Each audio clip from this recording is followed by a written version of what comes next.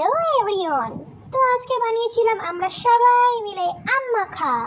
তো তাই জন্যে গাছের থেকে আমগুলো প্রথমে পেড়ে নিয়েছিলাম, তারপরে আমটা তোমাদেরকে একটু দেখিয়ে দিলাম কতটা ফ্রেশ আম, একটু দেখে নাও।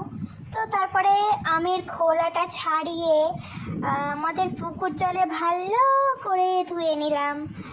তারপরে তোমরা দেখতেই পাচ্ছ এখানে আমটা আমরা কুড়ে তারপরে মাখবো, তাই জন্যেই আমটা এখানে কুড়ে নেওয়া হচ্ছিল। আর দেখো এখানে আমার বোন কাঁচা আমি চপচপ করে খেয়ে নিচ্ছিল। এরপর আম করার মধ্যে একে একে লঙ্কার গুঁড়ো, চিনি, লবণ, একটু জিরে গুঁড়ো, একটু ধনের গুঁড়ো, লেবু পাতা দিয়ে ভালো করে মেখে সবাইকে সার্ভ করা হচ্ছিল।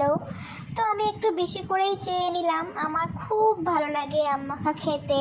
এরপরে আমি সবাইকে বলছিলাম যে একটু খেয়ে দেখ কেমন হয়েছে, আমি নিজের হাতে মেখেছিলাম তো তাই। তো সবাই খেয়ে বলছিল যে দারুণ টেস্টি হয়েছে, টক ঝাল মিষ্টি একদম মানে মুখে লেগে থাকার মতো স্বাদ। তো আমি একটু খেয়ে দেখছিলাম। তো আজকের মতো এই পর্যন্ত, বাই।